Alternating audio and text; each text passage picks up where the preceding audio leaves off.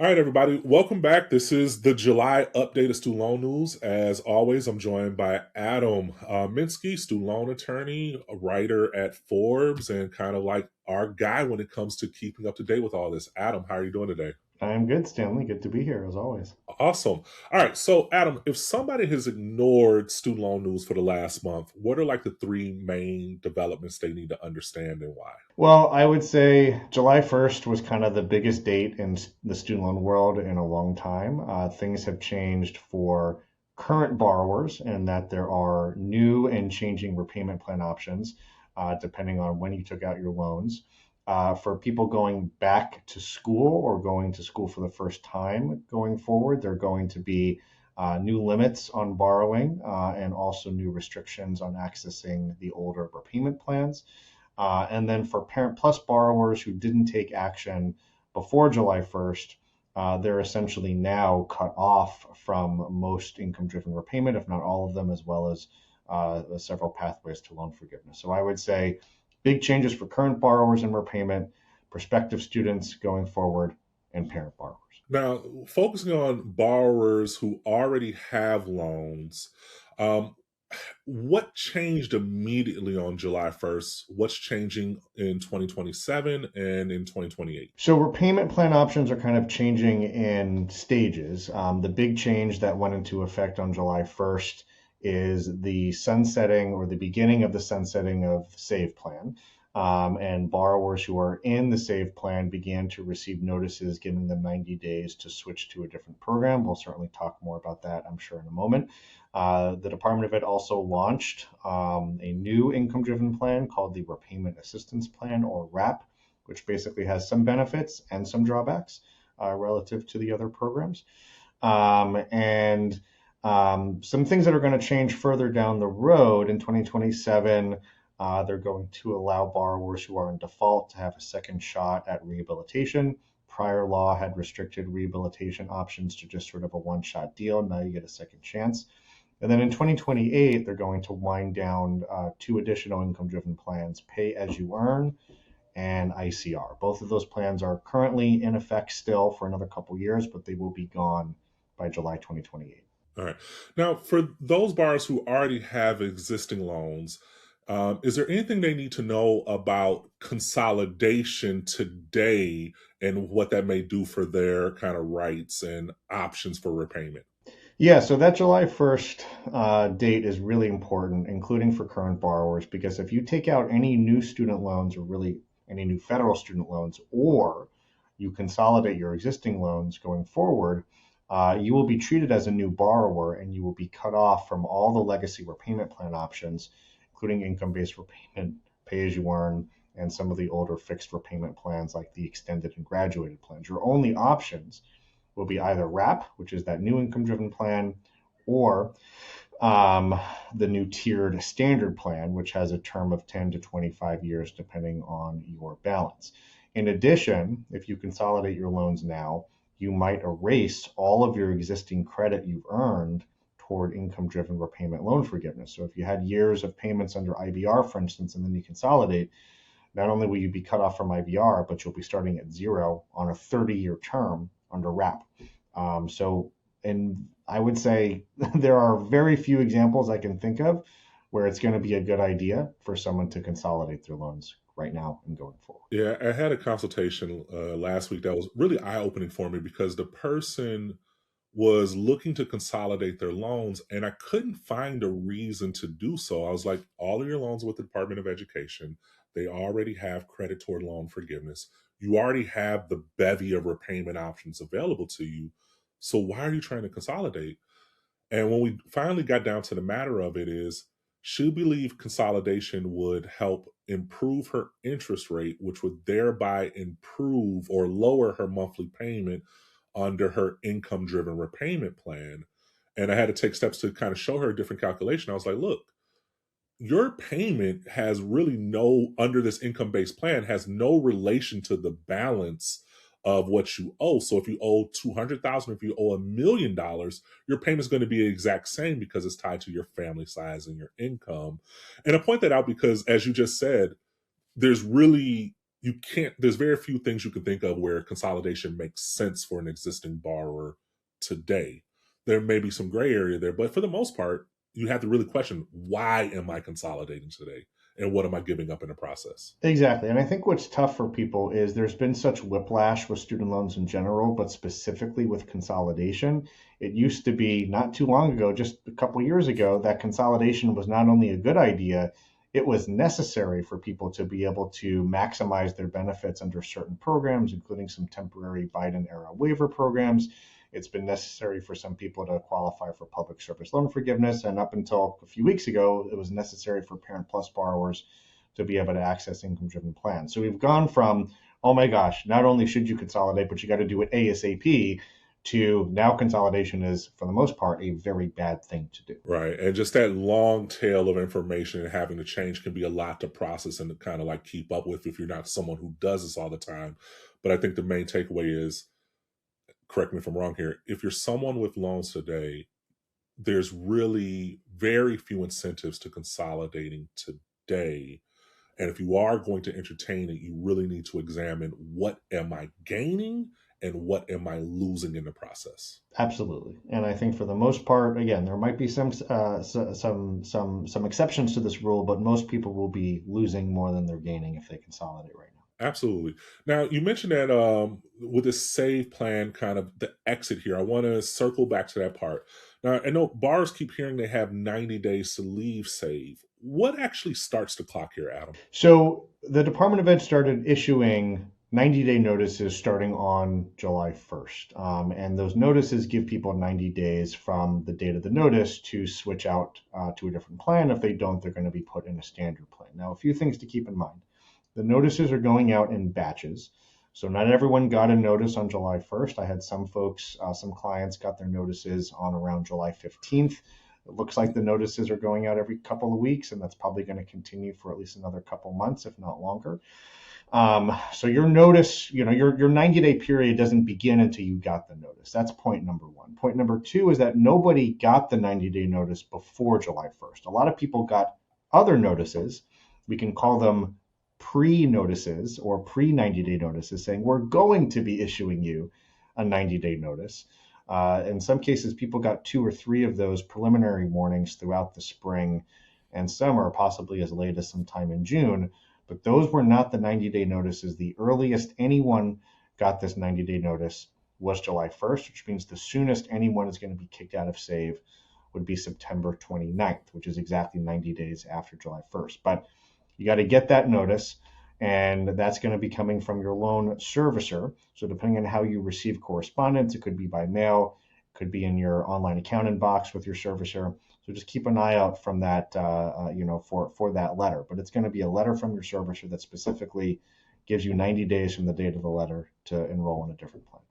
All right. So there are going to be this group of borrowers who are receiving notices from the education department about the need to do something, but the actual operative, like email or communication they're waiting for, is going to come from the servicer, whether it be Aidvantage, Ed Financial, Nelnet, Mohila. And it's when you get that thing is when your 90-day clock starts. Exactly. All right. Now, what happens if the save borrower does nothing before their individual deadline? What happens to the repayment at that point? Yeah, so if you don't take action by, the end of that 90-day period, the Department of Ed says they're going to put you into a standard plan, either a 10-year standard plan or a consolidation standard plan or a tiered standard plan. The Department of Ed hasn't exactly made clear which standard plans they're going to place people in, but the key, thing to be aware of is that a standard plan is likely going to be unaffordable for many borrowers, and with a limited exception, payments under those plans aren't going to count toward loan forgiveness, including under PSLF. The 10-year standard plan could count towards PSLF, but that's, again, going to be unaffordable for most people. So you've got to switch to a different income-driven plan, or they're going to put you into a standard plan. Right. And let's say you get switched in that 10-year or whatever that standard plan term actually is, and you have a payment due. Are you going to need to make that payment before you can switch out of it, or are there some other remedies available? Because I could just imagine someone staring at a $5,000 a month payment, and they're like, what do I do with this? So what could be their options? Yeah, I mean, so you could make the payment if you can afford it, but if you can't, what you might want to do is apply for an income driven plan as quickly as possible and then contact your loan servicer and ask for something called a processing forbearance, which allows the servicer to postpone repayment for a month or two while they process your IDR request. So you shouldn't have to make the payment if you can't afford it, but don't just ignore the payment. That can result in negative credit reporting or falling behind, risking default. So apply for income driven repayment as soon as you can, and then you can contact your servicer and ask for a processing or administrative forbearance. Absolutely. All right. Next thing, let's pivot out of save, but piggybacking off this like repayment thing.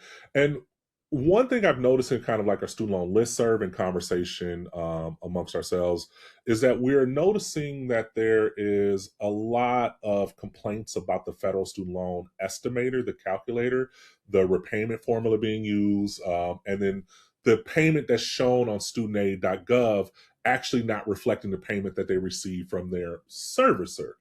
I guess, how does one operate in this environment where you're not sure what is what and we have these issues? It's so tough. It's so tough as an advisor to be able to have these conversations with clients. It's so challenging for borrowers to know what's what because you're not getting clear information from your servicer, you're not getting clear information from the Department of Ed. What I would say is we are seeing some consistent glitches and problems with the online application system for income driven plans. So some people are seeing a $50 payment, say for IBR, no matter what their actual payment is supposed to be. Some people are seeing a $0 payment when it's not supposed to be that. We're seeing some difficulty in terms of the application of a proportional adjustment for income driven plans for borrowers who file taxes jointly and both spouses have debts. They're supposed to basically not double bill, people based on the joint AGI. So we're seeing problems with that. My best advice is, have an understanding independently of what the payments are supposed to be. That could be through talking to, me or Stanley. That could be through using a different online calculator. Have a sense as to what the payment should be. Apply for the plan that you want to apply for. If the estimator looks to be wrong, you know, that doesn't necessarily mean that's absolutely going to be what your payment becomes, but could be. So then keep a very close eye on what happens during processing. And if it turns out that you're billed at an incorrect amount, then you might need to work that out with your servicer or possibly even reapply on a paper form if the online system is causing there to be issues. One of the things I noticed though too, Adam, is that a separate issue for Parent Plus loan borrowers who maybe went through double consolidation and then moved into the Save plan. Do you have what I've noticed is that they have been pretty successful in not having to make the individual ICR payment before moving to IBR. And for context, for those of you watching, the rules say if you consolidate a Parent Plus loan before June 30th, if it was consolidated, then you had to make one payment under ICR before moving into the IBR plan. But then you had those people who did double consolidation that were able to get in the Save. And the question is, did they have to move to ICR first or move to IBR? And I've been able to get them in IBR pretty easily by submitting the paper application to their servicer. I was wondering, did you have any unique issues just that were Parent Plus Home Bar related in terms of their repayment options being open to them? Yeah, I mean, so like you said, basically the new rule is that Parent Plus borrowers who consolidated by June 30th can enroll in ICR, and then as ICR gets phased out over the next couple of years, they can switch over to IBR. You just have to make one payment under ICR. So my understanding is that's a pretty strict rule. So people who double consolidated and went right into Save are not going to be able to necessarily switch directly to IBR, at least based on what I'm seeing and hearing. You might need to actually first switch to ICR and then from there make a payment and then switch to IBR. Another problem we're seeing is while the Department of Ed's online application system has opened up IBR enrollment to Parent Plus borrowers who have consolidated and enrolled in ICR and made that one payment, we're seeing some issues on the servicer end where I've had a couple folks get rejected by their servicer for IBR. They've had to reapply. So even for Parent Plus borrowers who have done everything correctly and have jumped through all the hoops that have been put in front of them, we're still seeing some issues in terms of getting them to where they need to be, which is ultimately on IBR. So I expect these problems to probably continue, at least for a little while, because it's just part of the broader, big changes that are happening. And whenever there's even a minor change, we always see problems. Now we're seeing all these changes, and so of course we're seeing a large number of problems across the system. Absolutely. Now, speaking of kind of repayment options here and elevating out of parent plus loan borrowers and just talking about borrowers generally, for those people with pre July 1 loans and they are leaving Save, how do you talk about choosing either IBR or RAP in helping your clients come to a decision about what's right for them? Yeah, I mean, so everything has trade-offs basically, and both IBR and RAP have some benefits and they have some drawbacks, and it really comes down to what is most important to the borrower in terms of their goals or priorities or preferences, and is that worth the downside? Is that worth the trade-off? So for IBR, for instance, the benefit might be the shorter repayment term of 25 years. It might be a cap on payments equivalent to the 10-year standard plan amount.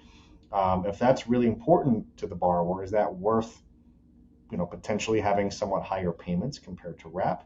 Is it worth having no meaningful long-term interest subsidy, such that if your payments aren't high enough to cover the interest that accrues, your balance may continue to increase over time?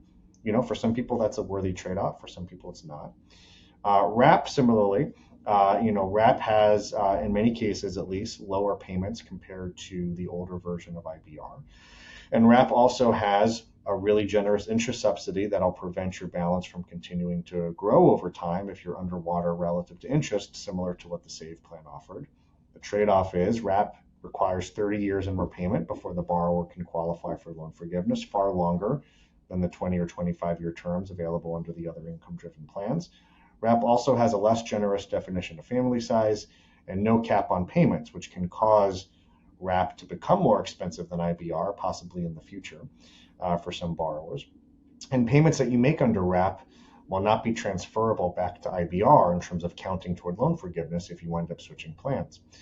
Is that worth the trade-off? And so for some people, the answer is yes, and for some people, the answer is no. So I think, what people have to think about is, how do these plans work for them? What's most important? What do the payments look like? What are the pros and cons? And how does that fit in to what's most important to you? And then that can help you make a decision. Yeah, absolutely. One follow-up question. When someone leaves Save today, whether they go to IBR or RAP, what happens to the interest that's been accruing since interest reinstated under the Save plan forbearance? My understanding is that interest should not capitalize for people who leave the SAVE plan for a different income-driven plan. Because of separate regulations that went into effect a few years ago that were not part of this big legal challenge, they have really limited the instances in which interest is going to capitalize or be added to your principal balance. Really, the only time that's going to happen is following certain limited deferment periods or leaving the IBR plan specifically. So if you go into IBR, but then you want to switch to RAP, keep in mind that interest may capitalize. Of course, again, everything comes with a trade-off. The trade-off is, if you're switching to RAP to benefit from the interest subsidy that will prevent your balance from growing any further, that interest capitalization from leaving IBR may not be a big deal for you. But again, you just have to think through all these elements. Now, my next question comes on the tail of a borrower switching from SAVE to IBR RAP, but I think we can elevate it up for anyone that is in an income-driven repayment plan. But one way that the most common way that people document their income for recertification or entering a plan is using last year's tax return or the most recently filed tax return on file. But what happens if that tax return no longer reflects the reality because of, say, unemployment, reduced hours, or a one-time bonus, marriage, or a new child? What income documentation could they use instead of a tax return? Yeah, so borrowers always have the option of using what's called alternative documentation of income if their current income at the time of their application is less than what was reported on last year's tax return. So that can include a recent pay stub, that can include a letter from their employer, that can include a canceled check. It can even, in some cases, be a self-certifying statement, for instance, if you're self-employed or something like that. The key is that alternative documentation of income document has to be dated within the last 90 days. My general recommendation is it's just best to have as recent of a document as you can. Ideally, much less than 90 days, so that there's no question that was submitted within the required time frame.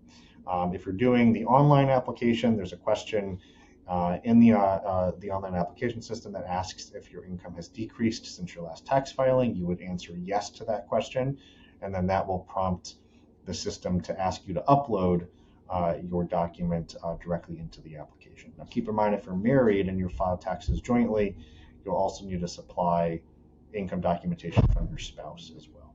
All right. Now, one group I want to pivot into pretty quickly here is those people who have submitted a PSLF buyback request. So they're working in public service, they have reached their 120 if they can get credit for that period that didn't count. So they submitted their buyback request, but they've been hanging out in save. I guess, how do you think about these borrowers just waiting on the forbearance or moving into another plan and start accruing credit? How do you have that conversation about how to think about this? Yeah, the theme of the day seems to be trade-offs, right? So everything is about considering, the pros and cons. So right now, the deal with buyback is that it is so backlogged that people are having to wait 1 or 2 years or longer for a decision. And in the meantime, everyone in SAVE is getting kicked out in the next few months because people are receiving that 90-day notice telling them to change plans. And as things stand right now, there is no automatic forbearance for people who are waiting for a buyback decision, which means that if you're in SAVE and you get that 90-day notice, and you're waiting on a buyback application, there's a real good possibility that you're going to have to return to repayment before you've heard back on buyback. Now, you could request some sort of general or hardship forbearance while you continue to wait for buyback to continue to postpone payments after the SAVE forbearance ends. The risk and danger there is interest continues to accrue, the time continues to not count toward PSLF, and you might run out of hardship or general forbearance before you've heard back on buyback, which could be a problem. For many people, I think that it might make sense to just return to repayment, especially if you can afford the payments under IBR or RAP, for a couple reasons. It gives you a secondary pathway towards loan forgiveness if buyback continues to get delayed or if it ultimately doesn't work out for some reason. There might be a future forbearance options available for this type of situation, but until that happens, I think returning to repayment could make sense. In theory, borrowers shouldn't have to basically double pay.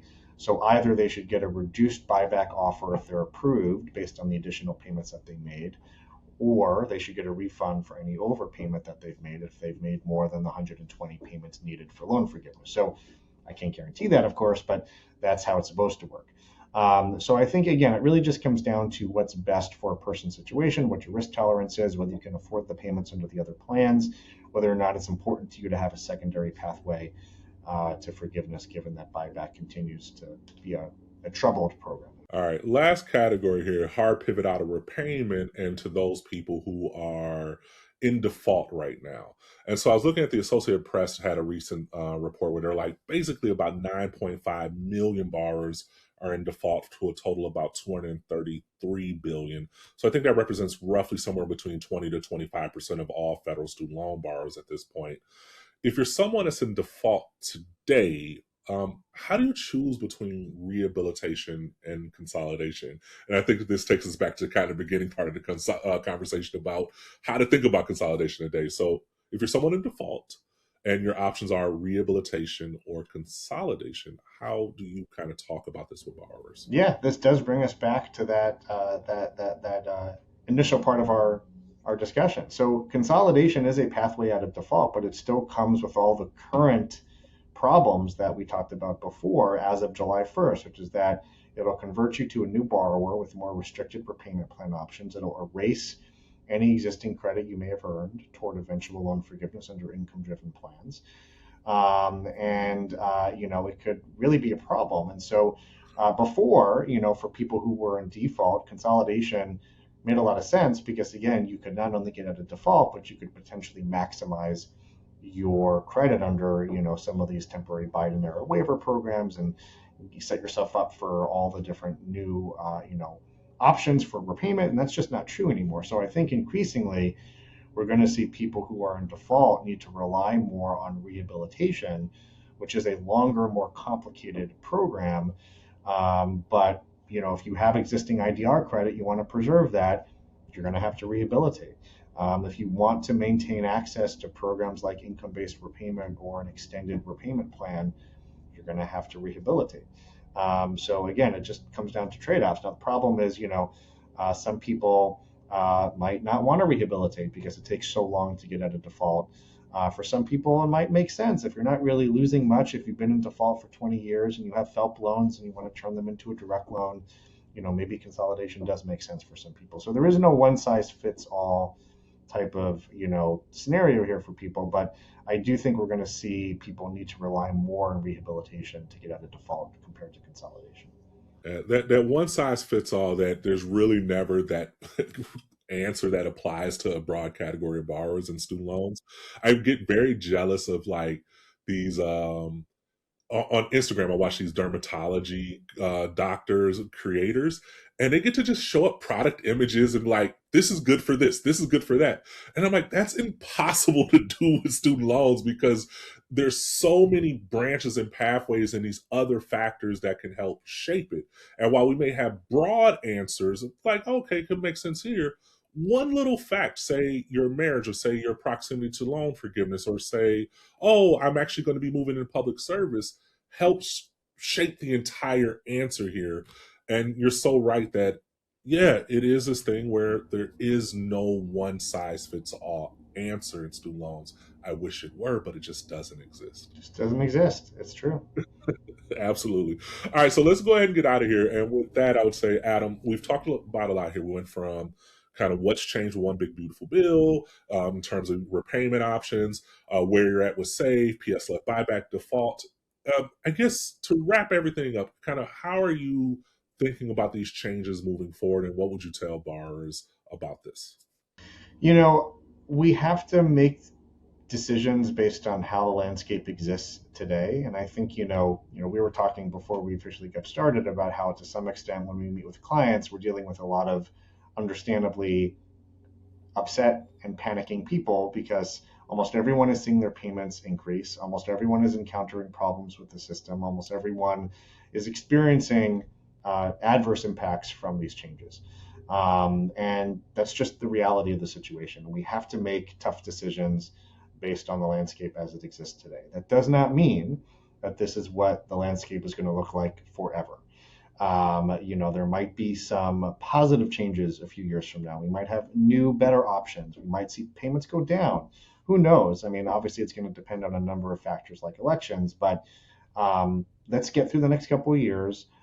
People should take the time to evaluate their loan situation, look at the options, figure out what is best for them, and then we can always reassess in a few years if the landscape changes again. And you and I have been doing this for a long time, Stanley. We've seen the landscape change many times. I expect there will be more changes, and we'll have we'll keep up with these conversations. But I think people need to understand that things might change for the better in a few years. Let's just get through the current situation. Yeah, absolutely. That last part is key about what you're intimating at is that you're not necessarily making a decision for the next 5, 10, 15 years. Sometimes you're making a decision for the next year, and then you need to reassess from there when the facts may change on the ground. And so that, I think that's totally key here, is that this isn't something you set and forget unless you're someone who's working to aggressively pay off the loans. A lot of times you are, this is what's right for me now, and I need to ask that question again in the next year. Is it still right for me today? Right. Exactly. All right, Adam, thank you so much. Thanks for having me.